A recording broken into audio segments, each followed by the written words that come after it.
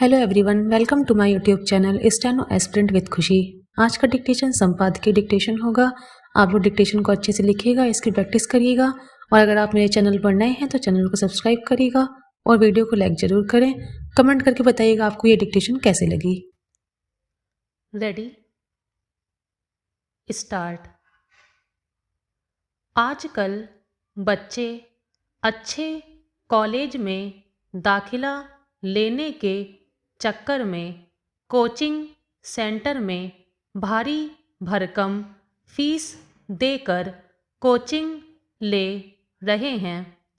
इसकी वजह से कई बार वे स्कूल भी नहीं जाते और दोनों तरफ अच्छे नंबर लेने और पढ़ाई के दबाव में घुटन महसूस करते हैं।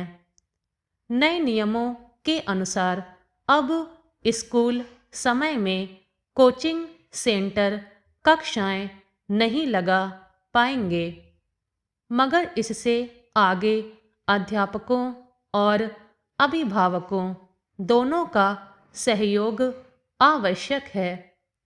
अध्यापकों को बच्चों को सही दिशा मार्गदर्शन कर उचित और पर्याप्त शिक्षण कार्य करना चाहिए ताकि उनका झुकाव कोचिंग सेंटर की तरफ कम हो।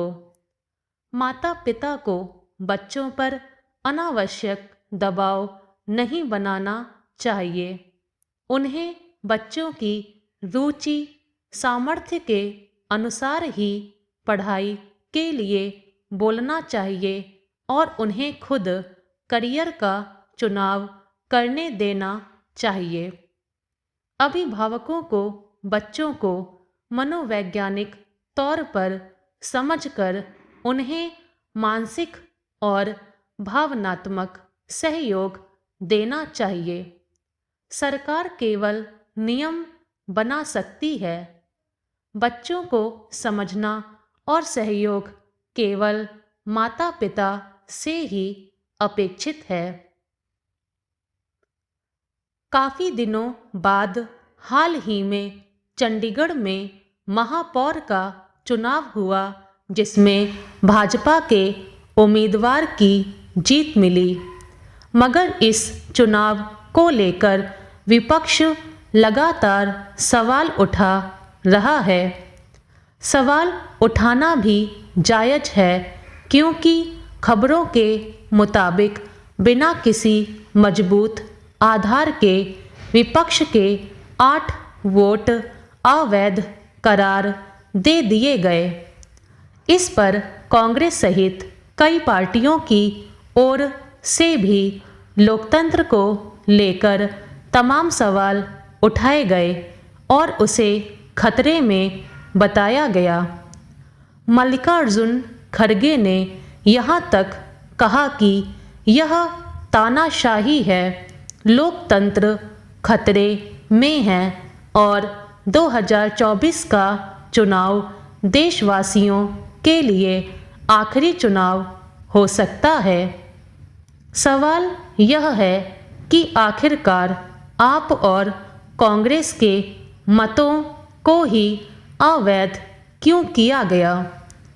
एक प्रचारित वीडियो की सच्चाई की भी पड़ताल किए जाने की ज़रूरत है, जिसमें एक अधिकारी की संदिग्ध हरकत दिख रही है। यह सभी दलों के हित में होगा कि वे लोकतंत्र और उसकी सुरक्षा के लिए नैतिकता के आधार पर राजनीति करें। आज जिसके पास शक्ति है, कल उसके पास शक्ति नहीं होगी। खेती को नुकसान पहुंचाने वाले जंगली जानवरों की बढ़ती तादाद ने किसानों को हद से ज़्यादा परेशान कर दिया है। खड़ी फसलों को चरते रौंदते कई जानवरों से न केवल फसल खराब हो रही है, बल्कि अब तो ये रखवाली करने वाले पर भी आक्रमण करने लगे हैं। महंगे उर्वरक, बीज, पानी, बिजली तथा कड़ी मेहनत से खड़ी की गई फसलों को चौपायों द्वारा नष्ट करने से किसान अवसाद में आने लगे हैं।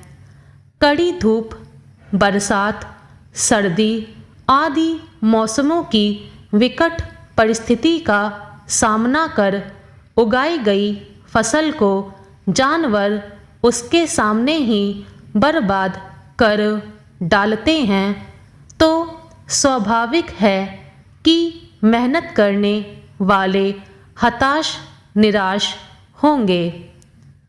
जब देश में विकास के लिए नए नए प्रोजेक्ट बनाकर काम किए जा रहे हैं, तो क्या कृषि को बचाने के बारे में विचार नहीं किया जा सकता है? यूँ भी बढ़ते आवासीय क्षेत्र से जोत की जमीन घटती जा रही है। स्टॉप।